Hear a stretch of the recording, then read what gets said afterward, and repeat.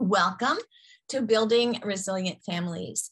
So if you're a parent or a guardian of a child or a teenager, you're in the right place. Or if you're a grandparent or an aunt or an uncle, or even a trusted adult friend, you're in the right place. So this webinar, as Joey said, is about an hour long, and then we'll have a Q&A after that. So in more than 35 years of teaching, and my specialty is elementary school. So that means kindergarten to grade 8, so to 14-year-olds. However, I work with everybody now. But I've been doing that and leading teacher trainings for more than 35 years. And then I decided I would really like to reach more children, and how can I do that? So I stopped my regular job in public school system, and I started Creative Education in Action so that I could reach more children by training teachers and principals.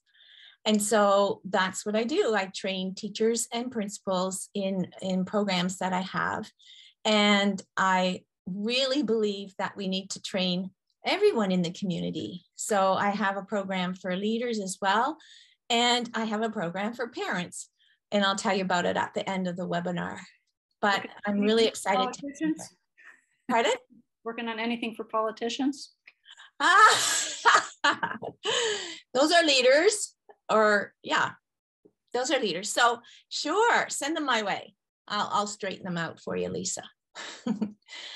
All right, so as you know, Camp Cherith is a Christian camp, and I understand that most of your children have been going at least once to the camp, so that's really exciting. I grew up as a camper, and I grew up leading camps and directing camps as well.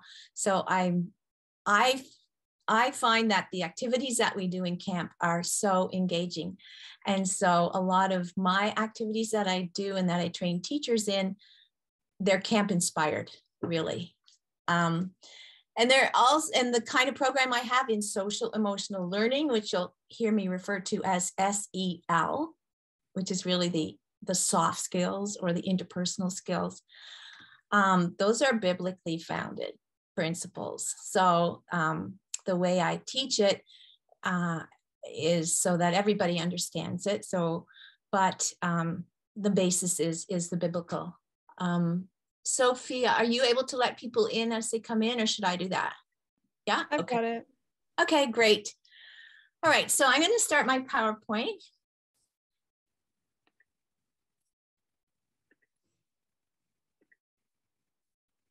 All right. Building resilient families. First of all, I want to thank everybody. Thank you for all you do as parents. Thank you for providing a safe place for your children to learn and grow. Thank you for putting on a brave face when chaos is all around you. Thank you for the love and care for your children, and that you do that in the best way that you know how. And thank you for providing an adult example and a role model. And some of you may be questioning, your role model's not perfect every time, and that's okay. We're all doing the best we can with the information we have and the understanding and awareness we have at the time. And I really believe that, not just for parents, but everyone. So I wanted to thank you first. All right, so the problem that we're dealing with, all right. So we're dealing often, especially with the pandemic, with children who are quickly angry and irritable. They may have out of control outbursts. They may withdraw completely and not participate at all, either at school or at home.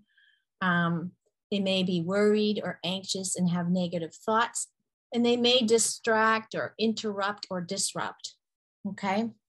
So I'm going to try and I'm going to give you some strategies to help you with all these behaviors that you see.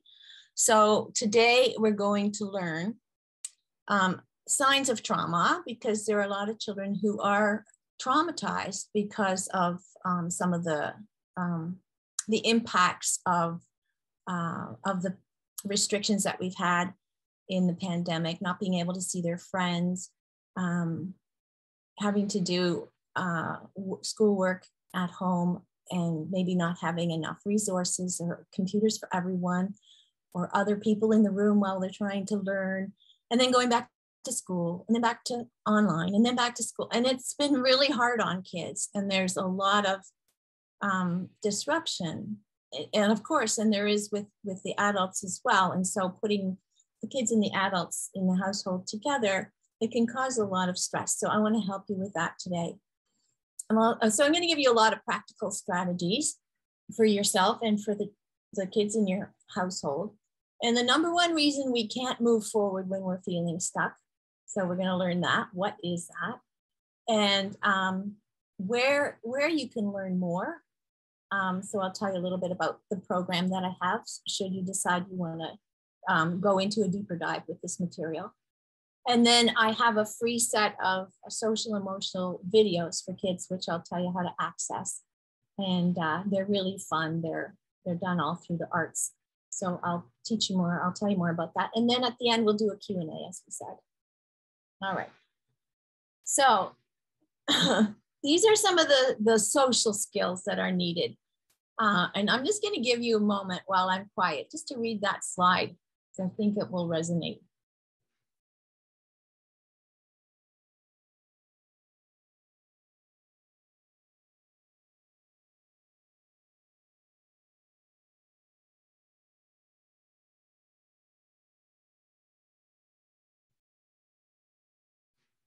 So when I talk about social emotional learning, that's what I'm talking about.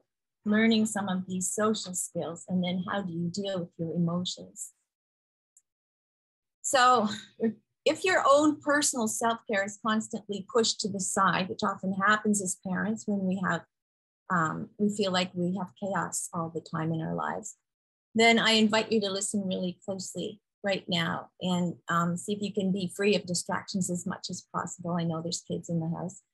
And just to use this time for yourself to really glean what you can, because I really think it's going to be helpful for you.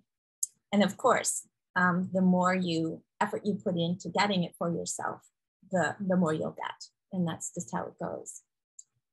Okay, let's see.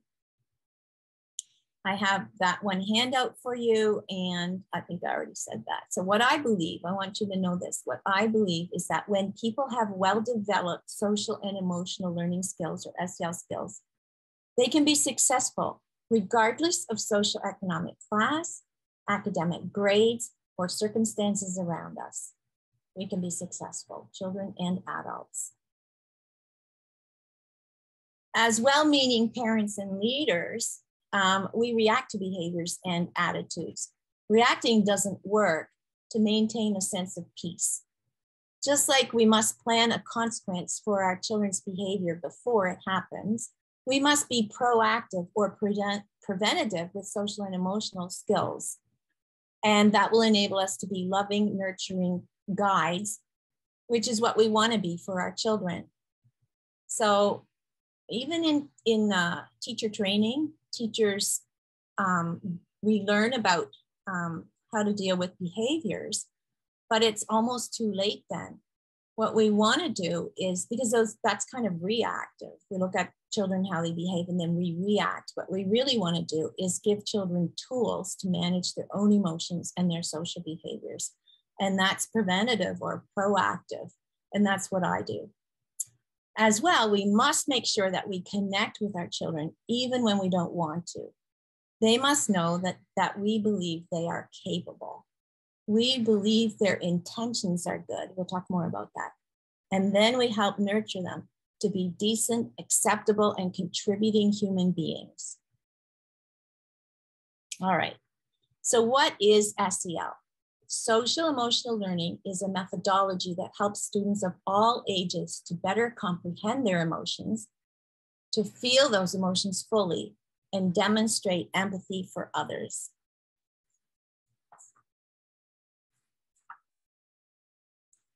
This is CASEL's framework for SEL. CASEL is an organization in the States that has been doing a lot of research over 30 years in social emotional learning. And CASEL stands for the collaborative for academic, social, and emotional learning. So if you see those orange and yellow and green components in the middle, every good SEL program bases their training on those 5 components: self-awareness, self-management, social awareness, relationship skills, and responsible decision-making. All right, so here we are. What are the signs of trauma or the symptoms of trauma? More children than ever are experiencing anxiousness. Why? What are the signs? And how will we recognize if my children or your children are suffering from trauma?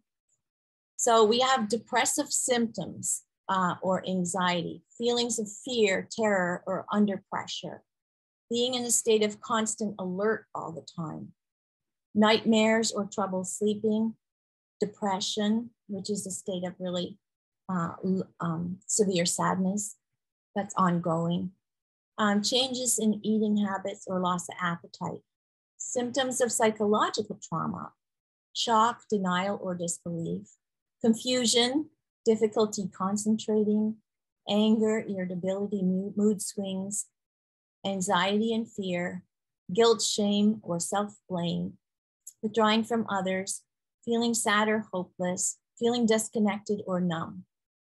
So if you suspect that you or your children have a number of these symptoms, it's always wise to get some professional guidance at a doctor, to go to the doctor and find out if it's something to be concerned about and what to do about it.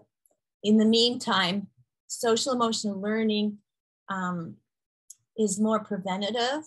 So I'm not a healthcare professional or a social worker, but I'm a teacher that has an expertise in social and emotional learning. So if the children are really traumatized, they may need some medical help, is what I'm saying. So I'm not the person to do that, but I will give you a lot of strategies to deal with kids who are maybe not quite traumatized and how to prevent that. All right. Oh, lowering stress. I wanted to say this. The biggest and fastest way to affect your nervous system so that it calms down is to take deep breaths, like 3 counts in. So let's do that with me. 3 counts in, breathe in. 1, 2, 3, hold it. 1, 2, 3, relax. 1, 2, 3. So you're inhaling for 3. 1, 2, 3, hold it for 3. 1, 2, 3, exhale for 3. 1, 2, 3, do it one more time. Inhale, 1, 2, 3, hold, 1, 2, 3, exhale, 1, 2, 3. Now you can type in the chat, do you feel a bit more relaxed or a state change for yourself? Just write yes in the chat if that applies to you. It's a really good strategy to teach children as well. When they're feeling anxious, what often happens is we breathe very shallow, and we're in a state of constant agitation. And what we need to do is take that huge breath and focus on the breath and let it regulate us. It reminds me of when I was in prenatal classes before I had my son, and they told us to focus on our breath. And it really makes a big difference, because when you're in labor, you can be anxious too. Some of you may relate to that. All right. Some people may wonder why I'm so committed to having families thrive. So I will tell you a little bit about my story here. I'll take you back, okay? So I'm 11 years old, and I'm standing on the doorstep, and I overhear my mother on the phone, and she says, "She just can't learn." I know she's talking about me. And what I hear is, "I'm stupid. I will always have to work hard in order to be average." And I think of all the times my mother help me with homework. It was a nightly thing. And what happens is I end up thinking that I'm not smart. Felt like it was validated through my mom talking to someone else. And I spend decades of my life thinking that way. And then I found all kinds of evidence to confirm it, and I ignored any evidence to the contrary. I wanted to feel smart. I wanted to be and do anything I put my mind to believe the world was filled with possibilities. As parents, I know you want your kids to be accepted for who they are, to have friends, to feel calm, respected, connected, and inspired. I didn't want to work so hard, and I especially didn't want to be bullied because that seemed to come with it. You don't want to deal with your kids when they act out or withdraw, have meltdowns or give up. You don't want your kids to be singled out or to leave them in a state of emotional need. So I decide I must work harder than anyone else. The times I loved when I was a kid was phys ed classes, which we had a half an hour a week. I loved singing in the choir. We didn't always have a choir. I loved making up games, creating gifts from recycled material, and doing acrobatics in the yard. Now let me take you forward a bit. I'm 18 years old, and as I'm walking to school, I pass an elementary school, and I hear this class singing. And I think, wow, if I could become a teacher, I could change the way kids are taught at school, because that never suited me. I was very energetic, physically active, loved people, and it's still that way. But the way I was taught made me think I couldn't learn. I struggled. So I wanted to change the way school was done, both academically and the soft skills, which are really hard. Those are the SEL skills. That's the name for it in education now, and in business, it's called EQ, or emotional intelligence. So I spend years learning practical interpersonal skills, as well as developing my teaching skills to engage all learners. And now I support teachers, leaders, and parents with social and emotional learning skills. I love integrating SEL with academics. Really mastering SEL has deepened my faith to the core. I know beyond a shadow of a doubt that God has brought me on this journey to make a difference to you here, right now. Many kids are bored, others are overwhelmed, many give up, many become disruptive, or they withdraw completely. We have to be concerned about all of them. This is their way of communicating, and we must pay attention. As a teacher, I don't want the kids to bully like I was as a child. That completely squashes the work I do as a teacher to build them up so they can succeed. And as a parent, I was irate when my kid was bullied. Write yes in the chat if you can relate to that statement. I'm just going to have a look here. Let me get out of the slide. Let me see what's here in the chat. Yes, yes, yes, yes, yes. Handling anxious kids. Okay, perfect, perfect. Oh, yay, there's some interaction. We'll have some more talk interaction after. Let me just share our screen again. All right.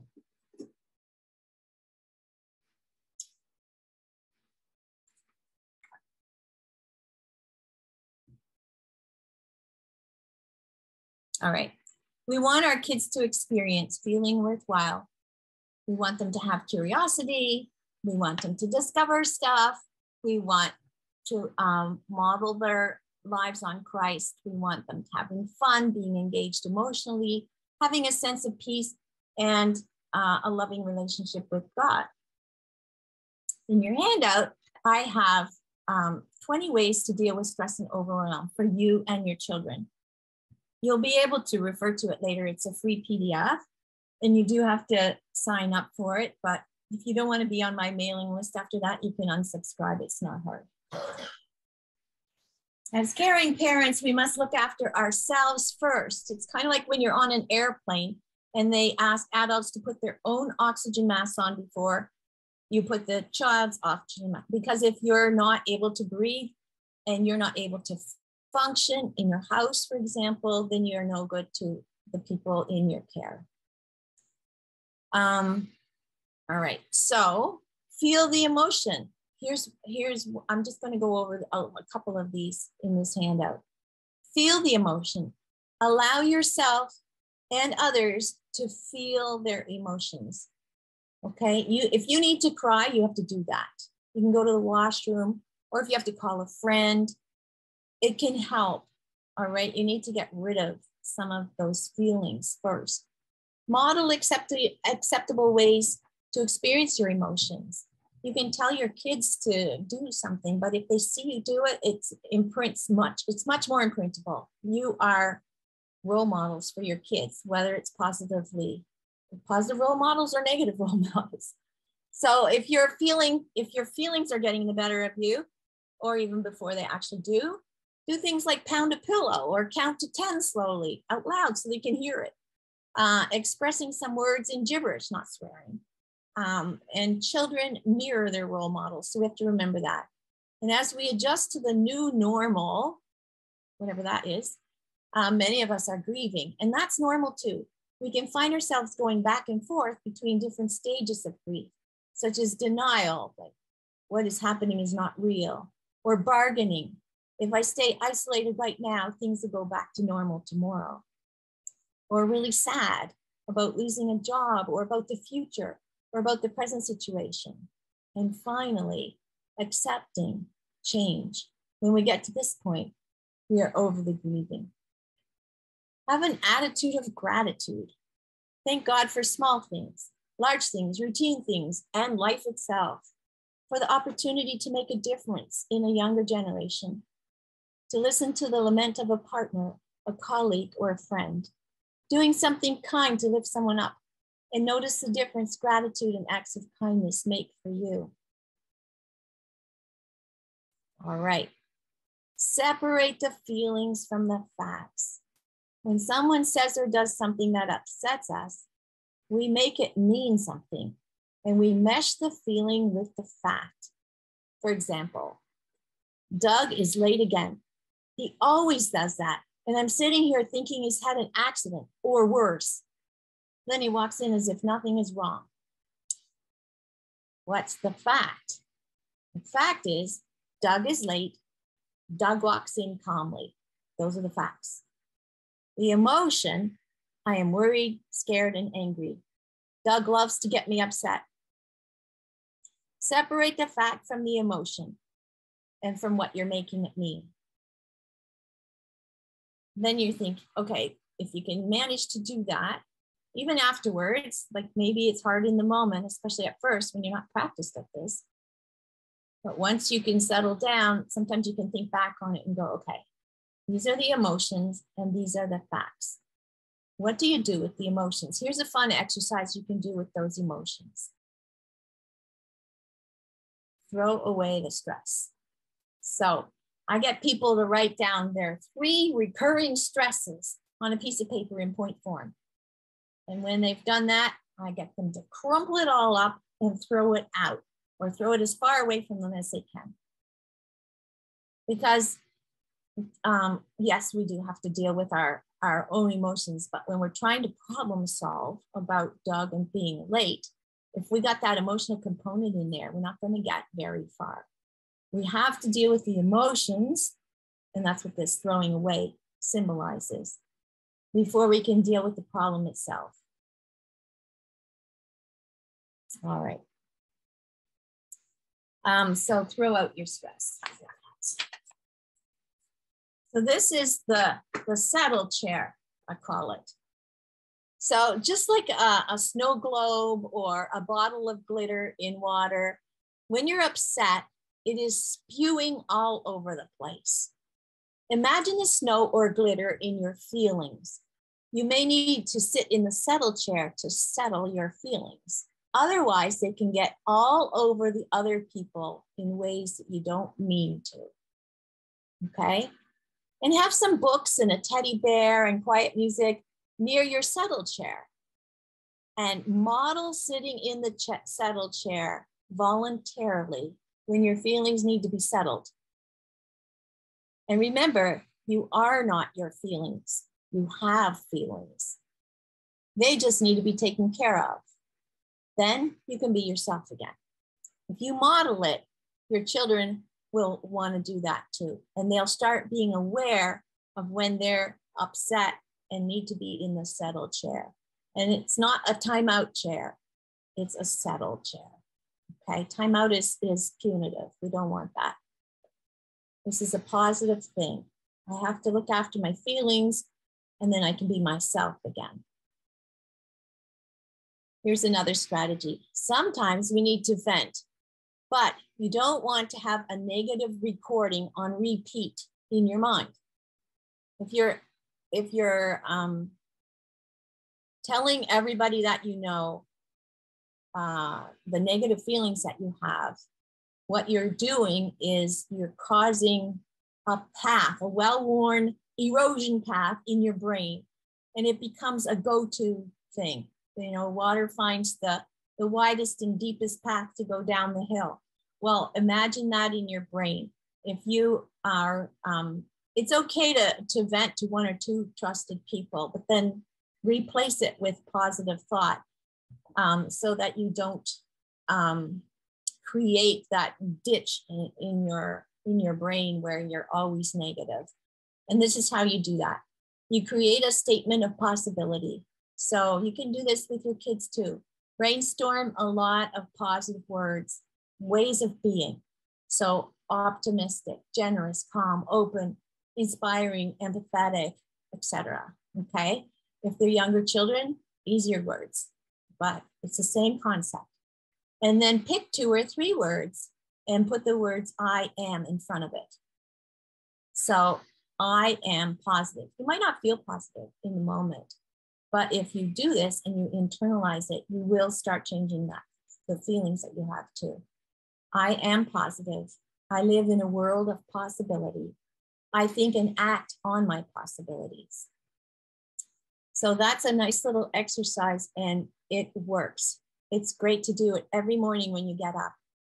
If you're facing something challenging, think of 2 or 3 words and say those to yourself in a repeated fashion a few times before you go into that meeting or before, you have your child that you're anticipating is not going to be in a good mood, for example.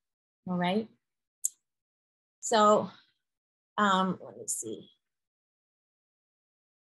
Here's an example. I am grateful for work. Okay, so I did all that. Sorry, I'm just checking. So this is a self-care and mindset strategy you can do for yourself and your children.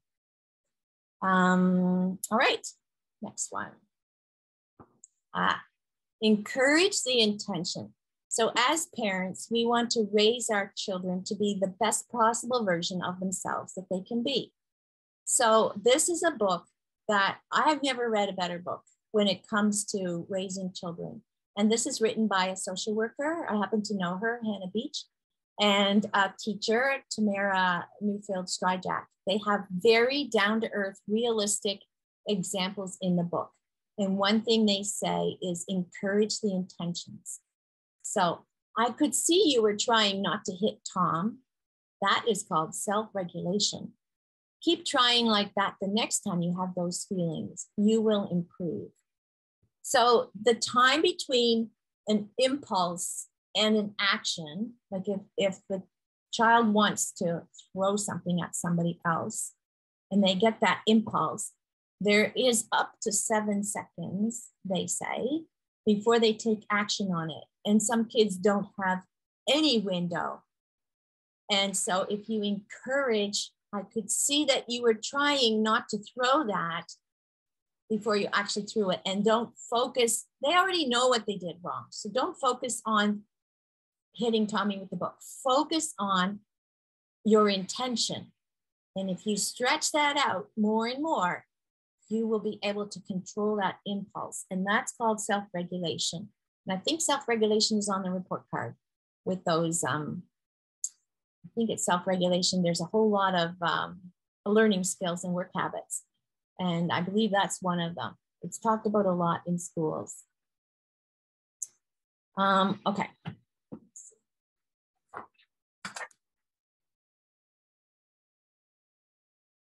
Maslow's hierarchy of needs.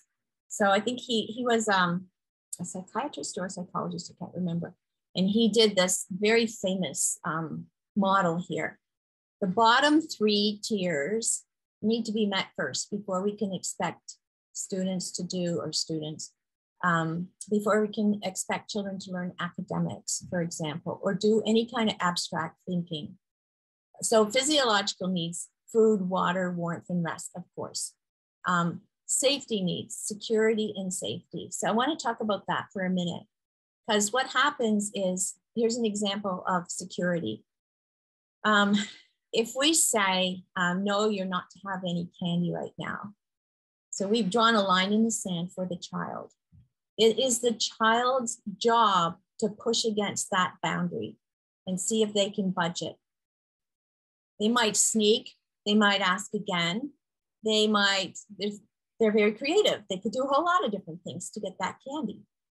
So it's the child's job to push that boundary, and it's the parent's job or the adult's job to keep it in place. And if we keep it in place, the child feels secure. If we don't keep it in place, the child has a feeling of insecurity, and getting the candy or not doesn't make the difference. The bigger issue is, do they feel secure? So that's really important. You can read the rest of it. Children need to know they are loved, cherished, that their feelings matter, and that someone has their back.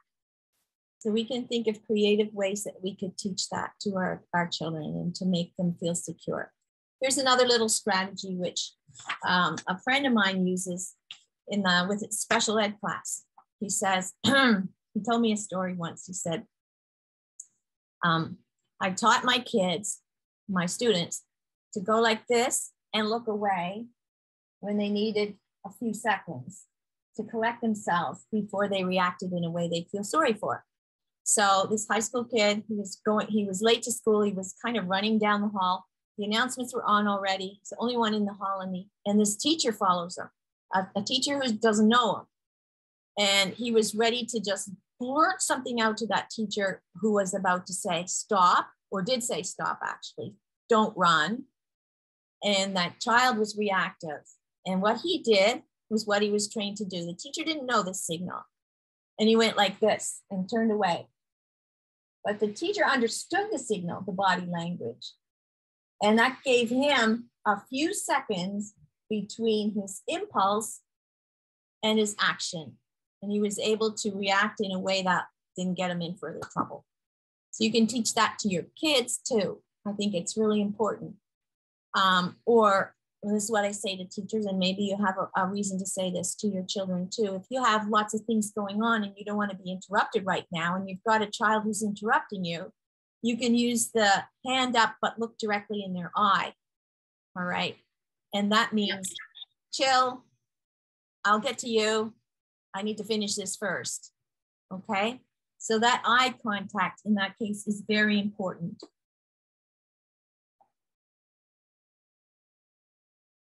All right. This chart is really important, I believe. And I got it from another, you can see I got it from Teach Through Love, but it's incredibly powerful. We need to use connecting words with our children, not disconnecting words. So for example, on the left, stop crying and tell me what you need. It's very demanding. Instead, we can say, you would like me to listen and you sound very frustrated. So there's an observation and you're validating feelings. On the left, no, I don't want to hear that whining. It's not pleasant. That's causing disconnection and it's a judgment. Instead, I'd like to hear you. Come, sit next to me. So you're acknowledging their needs and there's an invitation to connect. On the left. I'm right here. There's no reason to whine. Come on. I can't understand you. That's minimizing, judgment, and blame. Instead, let's try again. Take a deep breath and be okay with where your child is in the moment. Don't demand.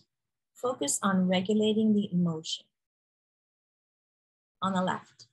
Next time, use your big girl words or no one will want to help you. There's shame, guilt, and punitive consequence, which equals fear. Instead, I can help you best when you use your words. Let's try that next time. When you feel upset, you can take a deep breath, ask for a hug or a cuddle, draw or color, so you're making suggestions. So you're offering to help, plus cooperative solutions equals quality feedback. I'm going to stop here and I'm going to ask you what your thoughts are at this point. Let's do that first. Let's do it through microphone. And then after that, Joey wants to say something before I continue. So let's hear what you're thinking. I've already talked for a long time. What are you thinking? Is this helpful? Is this hitting the mark? Is there something that you still have a question about? I still have more to go, but we're about just a little over halfway through. And so I thought I better stop here and see what you're thinking. Michael, how are you finding it? It's very relevant to sometimes. Whoops, I can't hear you, Michael. Are you speaking into the microphone?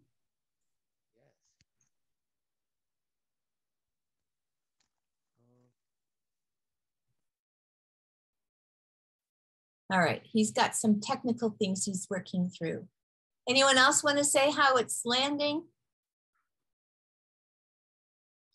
Are we going to unpack this during the staff training, these things, and kind of practice with each other and that kind of thing? The staff training is quite different, but we can address some of this in a Q&A. Yeah, I love those examples. That's awesome. Awesome, thanks, Lisa. Catherine? Anything? I think it's interesting. It's really interesting. Is it helpful, you think? Do you're getting any practical ideas for yourself? Yeah, it is. Perfect. For sure. A lot of things I think is going to work with my son. Oh, good. How old is your son? Actually, the kids at my work too. I work at a daycare too, so it's kind of good. Makes sense. All right, good to hear. So it's different, right? Having for me as a presenter, it's really different not being there with you. And I've been doing this like this for 2 years, but I still really miss the in-person. So thank you. Thank you for a little bit of feedback. I needed that. Joey, what did you need to contribute here? Well, Sophie's going to share a screen with us. Just want to take a little break, give Margaret a chance to catch her breath and get ready for some more. I'm really enjoying it. What I'm taking out of it so far is, like, you suggest something, I'm going, yes, I'm going to try that as soon as I get home. I'm going to wake my daughter up and try this thing. No, but maybe tomorrow morning. And then there's another good idea. So I got to try to decide what 1 or 2 things I'm going to try to implement in the next couple of days. So thank you, Margaret. Look forward to some more. Hey, I just wanted to give you guys a heads up. Camp Cherith is excited for 2022. Lots going on. You can feel free to take a photo of that screen or a screenshot so you got all the dates right in front of you. All the information to sign up is at cherith.ca, spelled Cherith. And before we get to the summer, we have our snow camp for our students coming up next weekend. And you can either come for the day on Saturday, or you can, if you really want to try overnight adventure with Splash here, you can sign up for that for the weekend. And all the information is on the website there as well. So we're looking forward to snow camp next weekend, and then a full summer of day camps, traditional camps. Family camps are already starting to fill up, so get signed up for those. And this year we're introducing a swim camp, which is going to be a full week, just like our traditional camp, only the people that come to it will be able to get their swimming accreditations and moving forward, their badges and learning more. So we're going to be putting Splash even more so to to work there, getting our kids sign levels and so on for swimming. So in some ways you can almost kill two birds with one stone getting those lessons. The other thing I want to show you real quickly here is we're in the middle of a 44 for the Kids campaign. If you follow us on social media, and I hope you do, we're in the middle of a campaign that's going to be running until April 4th. And that campaign is all about raising important money so that we can help send kids to camp. Every year, Camp Cherith sends the equivalent of 40 to 50 campers to camp who otherwise can't afford to go. And normally we have a soiree, a fancy schmancy banquet this time of year where we tell stories and show videos and everybody has a good time and we raise the money needed to go on. Unfortunately, with COVID, the last 2 years, we really haven't been able to do that. And so we thought, let's try it this way. And it's basically a campaign where we're looking for 44 people willing to invest $44 a month to help send kids to camp. So think about it, pray about it. If nothing else, do us the favor of following us on social media and forwarding it on to your people, liking, sharing, all that good stuff. And if the Lord prompts you to help out that way, we'd love to have your support. So just wanted to mention those two things. One, get signed up for camp. They're starting to fill up, which is awesome. And two, if you're in a position where you're able to help others get to camp and become a monthly donor with us, that would be awesome as well. Margaret, thank you for letting me interrupt your evening, and I'll turn it back over to you, and we look forward to more helpful tips. Awesome. No problem. I needed a little drink anyway, so I'm good. All right, just getting back to here. All right, let's see. All right. I'm working right now in a 9-week program with teachers and principals, and they're talking to me about what happens inside online learning with their kids. And I said, oh, maybe I should relate that to parents. So here goes. Helping children become independent learners. Sometimes when we do online learning, it's really hard for parents not to give students the answers.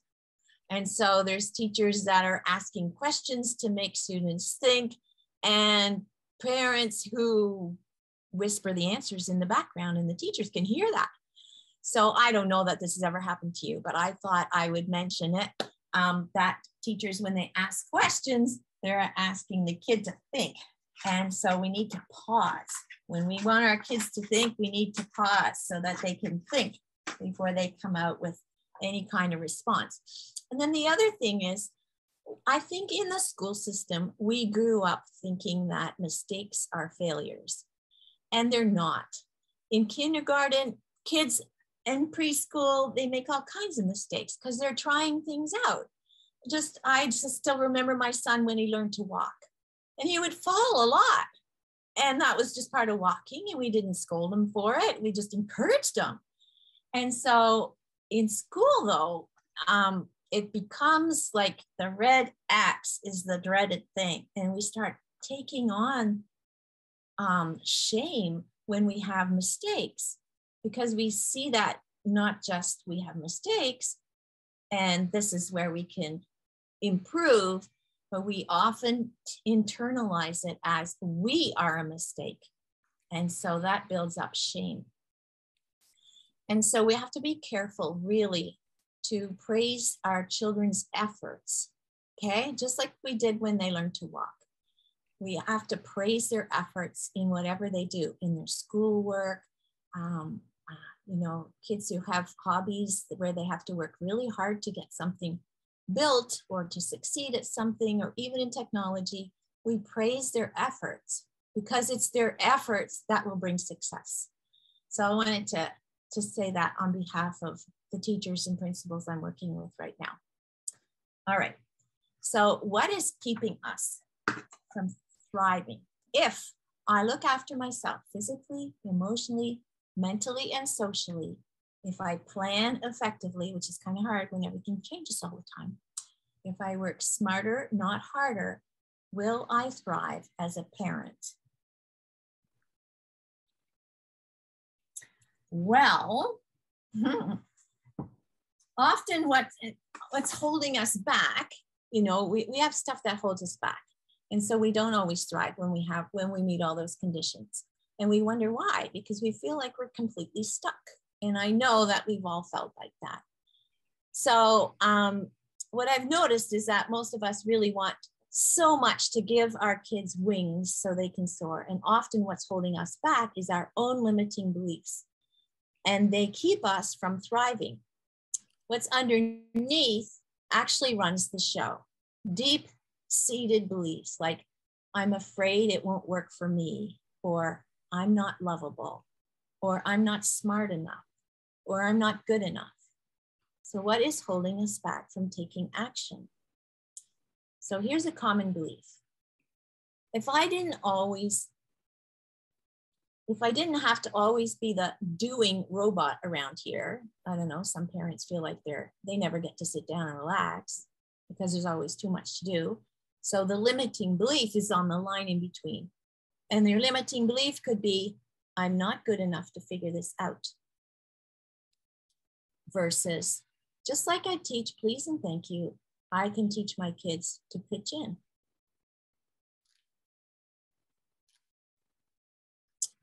Here's a common belief. Children should sit and listen attentively. Sometimes we wish it was like the old days where they were there, but they were quiet. So the limiting belief, let's see, parents, yeah, the limiting belief could be, I don't deserve to get a good sleep. I don't deserve to have time to myself. I don't deserve could be your limiting belief. Versus, as a leader in my family, I will stop to look after myself. My kids need a healthy parent. All right, a common belief is SEL feels like yet another add-on to my already overwhelming schedule. And the common belief or the limiting belief could be, I'm not good enough. So many people have that. Versus, I can integrate it with everything I do, meal prep, homework help, daily routines, and modeling self-care. So children need connection with a caring adult, one who can show them the way, not only academically, but socially and emotionally as well. This requires replacing those limiting beliefs and building genuine connections with our children. So how are limiting beliefs formed? I have a whole unit on this, should you decide to take my program. We spend a lot of time on this, but I want to give you an introduction. So what causes it? All right. When you're young, something happens where you feel out of control, and we make it mean something about us. After all, when we're little, we're very egocentric. So for example, a parent leaves and we make it mean that we aren't lovable. Then we go through life looking for evidence that we aren't lovable, and we ruin relationships before they get started. You may know people like that. And it doesn't have to be as drastic as a parent leaving. On my first day of school, the teacher asked us to draw the apple an apple that looked just like hers. And she drew this apple on the board. And I had broken my elbow on my dominant arm. So I had to write with my left hand, and I had to draw with my left hand. My apple didn't look anything like the people around me, and didn't look anything like hers. And she didn't say anything about it either. She didn't say, oh, it's not your fault. And that is a big, big deal. We have to tell our kids who are so egocentric, it's not their fault. All right. It might be obvious to us as adults that when one parent leaves, it's not the kid's fault. The kid doesn't know that unless they're told specifically, and you can save them years of scarring if you just say that. Anyways, for me, what I thought of when I was 5 years old is, I'm not smart enough. Okay. I wasn't smart enough. And then I lived for decades believing I wasn't smart enough and ignoring anything to the contrary. So we all have limiting beliefs. On the outside, we can often appear to have it all together, but on the inside, our limiting beliefs run our lives. And we usually don't know they're there because they're in our blind spot. And that's the problem. Believing I was not smart enough had me believing I had to work harder than anyone else to achieve the same success. Having done the work to discover and deal with it, I learned that belief was a lie. I got out of my own way, and I'm now able to serve teachers, students, parents, and leaders. I care for people. I listen. I'm a lifelong learner. I serve, and you do too. You wouldn't be in this role if you didn't care. And you certainly wouldn't be on this call if you didn't care. Our limiting beliefs can cause us to be triggered or activated. For example, for someone that has the limiting belief that they're not smart enough, saying something like, well, why didn't you just, can activate them. It reinforces the old belief. If you haven't worked through something completely, your reaction can be bigger than the situation calls for. And that's the clue to be aware of. If you're reacting bigger than a situation calls for, which you may not know in the moment, you have to take some distance. But there's probably a limiting belief there that you haven't worked through completely. And when you're activated, that means you've attached meaning to something. You made it mean something, probably more than it was, right? Than it was in the original situation. He thinks I'm not so bright, ignorant, or not good enough. And then you might feel shunned, excluded, or disrespected. So most of us have this emotional thermometer. Well, we all do, right? When you're not stressed at all, but when you're activated, it can go from calm to extremely stressed in a split second. And then how do you respond? Are you usually the mad, aggressive kind of reactor, or are you sad and withdrawn? And I'm a little bit of both, and maybe you are too. But most people, it's one or the other, mad or sad. And often we don't resolve an emotional issue before launching into another problem-solving task with that person. For example, you meet to help your child with homework, but this morning you overheard her say to her friend, "My mom is so angry all the time." And you feel disrespected and now are asked for help with homework. How does that work? It's like there's an elephant in the room, right? And our emotional temperature can escalate in a split second. So we can't think clearly when our bodies feel stressed. What happens and why not? This is called amygdala hijack. So the amygdala is right in the center of the brain. And this is how I teach kids about the amygdala. I have them hold their hand open like this. See if you can see that. And then put their thumb inside and wrap your fingers around the thumb. The thumb in the middle is the amygdala. The amygdala is the part of the brain in charge of survival. So when it's threatened, then it's going to, you're going to freeze or fight. So fight is that mad, aggressive reaction, or flight is withdrawing, okay, or leaving the room, or freeze, you're stunned, you can't do anything. And when that part of the brain is activated, the frontal cortex, which is right here, the forehead, can't process anything. It's not working. And that's the part that is the judgment and the decision-making part of the brain, the planning part of the brain. So when you ask a child, why did you do that? And they're in an activated state, they can't access that part of the brain to answer that question. It's better to wait until they're calm and then ask them, what was the thought you were thinking just before you lashed out, or just before you blurted that out, or you threw the book, or whatever it was? Because when they're in a state of calm, they can deal with that because they can access that part of their brain. And it's the same for adults. So that's the amygdala hijack. All right. So this is just a little summary. Change happens every day. Embracing change allows us to keep up. Resisting change is cause for stress. So when there's all this back and forth online learning, in-person learning, and you're resisting it, you're working up your stress level. Chronic stress inhibits change. So if somebody is chronically stressed, they're not really able to change. So when I feel stressed most of the time, I'm not able to be adaptable and I'm not able to learn and grow. And I often feel tired. And I tell the teachers to watch for kids who are tired because they may be in a state of perpetual stress, the children. It's not only lack of sleep that can cause fatigue. Chronic stress inhibits change, and change is the new normal.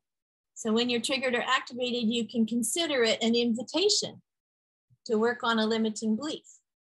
Oh, there's another one. Just take note. Consider that the other person said what they said, and it's just words. And you reacted, and that's just what's so. You reacted because of something they said. I know that's hard to get one's mind around. All right, consider that we are 100% responsible. You must take personal responsibility. Kind of hard to swallow, but you cannot change the circumstances, the seasons, or the wind, but you can change yourself. So we can't change things around us sometimes. They're beyond our control. And if we allow ourselves to be disturbed by them all the time in a massive way, I mean, of course I'm not saying this to be simplistic. It's hard on everybody, but we can control what we can control. And what we can control is inside in our relationships with others. We are 100% responsible for how we experience life. We can blame the government for how they handle the pandemic, but it doesn't help us get to a better place. So if we're responsible for the quality of our lives, we must take 100% responsibility for our interactions with others as well. And even if we're not 100% responsible, so even if you're like 5% responsible between your child and you can still take the initiative to have a conversation and own that 5%. Because once we do that, the other person is likely going to have a connection with us. And they may even fess up themselves for what they own. And it clears the air when somebody has to start. So what's a single goal every parent has for their children? All right. As parents, I believe we have one main goal for our children. If we could sum it up, I think it would be to flourish, for our children to flourish and reach their full potential. That's what I think we all want as parents. And I invite you to do a short self-assessment now on the well-being of your family. You don't have to tell me what state you're in. There's 4 states. But I want you to see if you can know what state you're in. So I'll be asking you that. Do you know? And you can answer yes or no at the end. So there's 4 states that you and your children could be in. Listen as I share symptoms of each state and decide which state closely describes your family right now. All right. The first state is a state I call dysfunction. Dysfunction means there's very low potential for connection and a detrimental state of general well-being in your family. You know you're in this state when your children have crying spells or shout at each other regularly, have tense bodies and trouble sleeping, wake up tired, unable to pay attention, they lack motivation, or they procrastinate. And you are constantly busy juggling to keep all the balls in the air while feeling frustrated and guilty because you're not meeting the emotional needs of your children.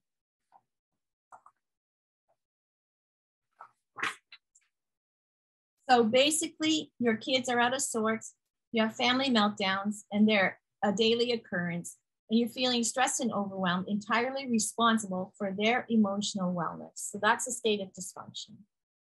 The second state I call a state of struggle. Struggle means there is some potential for connection and general well-being. You know you're in this state when your children do, for example, some of their schoolwork each day before leaving the screen. If it was, I think we're in person now, but consistently call you to troubleshoot with relationships. They ignore siblings or they target their siblings. They struggle with meltdowns. They don't get outside at least once a day or do any physical exertion. And you are able to find some time to listen to your children attentively, but struggle to keep it all together. So basically, your children in the state of struggle need your daily help with relationship issues, and you struggle to hand it and you struggle to handle it all. The third state is a state I call traction. Traction means there's an average potential for your connection with your children have an overall sense of well-being. You know you're in this state when your children have friends they stay in touch with. Their schoolwork is mostly addressed, and they express emotions in acceptable ways. And you are able to do most of your work feeling like you can cope. So basically, things are tolerable with routines, and there is a constant busyness to keeping things going. Then there's a big gap. And the fourth state is a state I call thriving. Thriving means there's full potential for connection, a sense of empowerment and well-being. You know you're in this state when your children use practical tools to manage their own stress and relationships. They usually think from a positive perspective. They nurture their relationships. They're motivated to make a difference for others. They socialize outside and inside the family. And you have time to do your own work and energy to address needs. You see yourself as a facilitator of family life or a guide on the side. So basically, in the state of thriving, you and your children are thriving and inspired, are nurtured emotionally, spiritually, mentally, and physically, and experience a sense of balance in your lives. All right. You notice there's a gap there between traction and thriving, and I'll talk about how to fill that gap in. But for now, I want to know if you could see yourself in those states. So if you don't mind, just enter yes or no. You don't have to say what state you're in unless you want to. Just yes or no would be great in the chat. And I'll have a look in a second. While you're doing that, most parents find themselves in the first three states, and they long to get to the state of thriving, but with all their hard work and effort, they don't seem to get there with their families. So if you want to go from the first three states to the best state, you need to have what I call your parent cultural impact. The parent cultural impact powerfully and positively influences the well-being of your family. All right, how are we doing, Sophia? Have we got a lot of yeses in there? People do know what state they're in. Can you see that? Yep, lots of yeses. Perfect. Thank you. All right, so your parent cultural impact. In order to get your parent cultural impact, one way to get that is it's basically getting really well-grounded in social emotional learning, which will help you in getting those tools that you need to parent effectively and positively. And it's doable, even in the circumstances we live in now. And if you choose to do the program that I have for parents, you will get parent self-care strategies, parent mindset strategies, and parent problem-solving strategies. Similar to what we have now, but we'll dive deeper into them and add other ones as well. So you can tell it's very practical. All right. Having had a tough childhood in many ways at school and at home, I had to work hard through many things, and it took me years. And now I support teachers, principals, students, and parents with these practical tools. So I'm really excited to tell you about this and to be able to support you should you decide. Imagine your family having love, respect, being connected, nurturing, and that your relationships are interdependent relationships, not totally separate from anybody in the family and not enmeshed in an unhealthy way, interdependent. So you pull each other up, and that's the goal here. So this kind of boils down to the ladder of accountability. We are training our children to develop to their full potential as we nudge them to the top of this ladder. So I love this ladder. I found it on the internet, and I don't know, you might want to take a screenshot of it. It's not easy to find back. But under that line across the middle, which is the clarity threshold line, we're trying to nudge our kids above that line. So sometimes the expression is, are your students below the line or above the line? All right, so I'd ask the same of your children. So unaccountable and reactive is anyone below the line. So they're unaware, they blame others, they have I can't kind of excuses, and they wait and hope for something to change, okay? And a lot of adults are below the line too, right? And you'll hear them say things like, well, I'm waiting for, or I can't do that because, well, it's not my decision. It's not my fault. I didn't even know that you wanted this.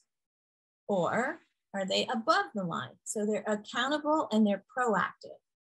They own it, they find solutions, they make decisions, and they make it happen. So you'll hear things from those people like, I'll get it done. I've made this decision. Any issues? I'm planning on doing this. Any concerns? I understand what you want and we'll make sure it happens. So there's a really healthy independence there, but there's also openness to input from others before going through with decisions.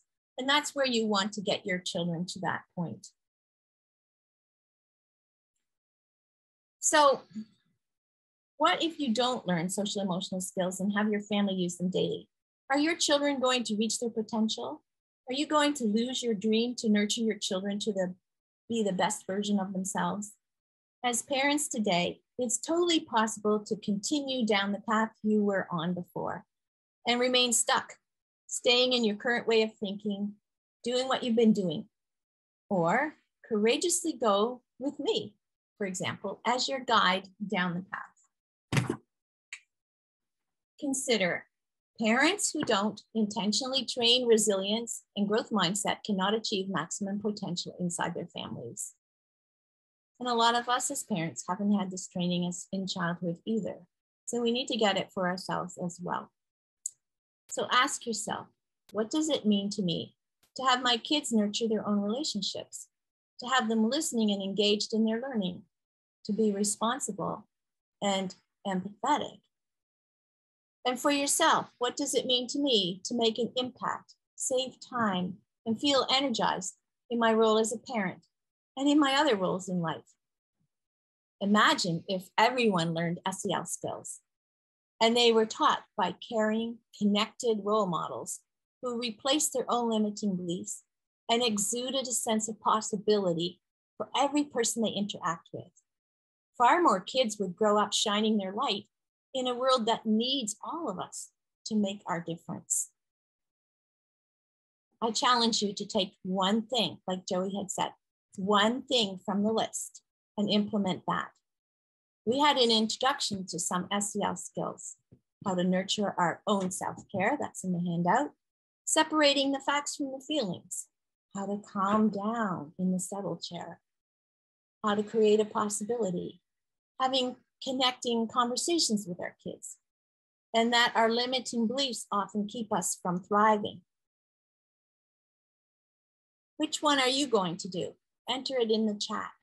What's your favorite action that you're going to implement in the next few days?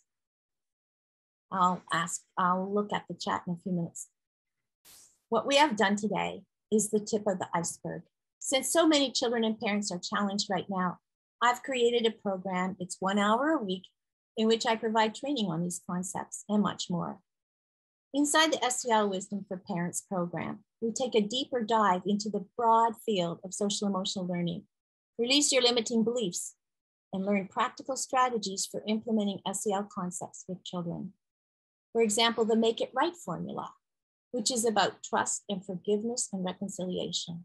It's 4 simple steps. How to calm someone down, not just yourself, someone else, even children can do that. And the Thinking for Success rule. I've taught all these things to kids. And when you work with me inside the SEL Wisdom for Parents program, this is what it will be like.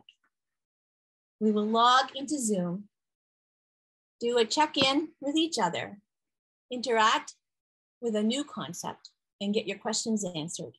For example, we'll spend 1 week on self-care, a different week on limiting beliefs, and so on. So you really understand each concept. And many of you are just meeting me for the first time, and it might be helpful to share what others are saying about these programs. So Shanora is a teacher and a parent, and she's taken part in webinars. and then did my 9-week program for teachers and is now in my year-long Train the Trainer Mastermind. And she says, I love Margaret's practical and creative ideas and resources for teachers. I took part in 2 webinars, including boosting mental health and well-being with SEL, and followed up with a discovery call. And there I experienced a breakthrough with a personal limiting belief that kept me stuck in unwanted patterns. Margaret's enthusiasm and generosity in helping others is infectious. And then we have Lynn.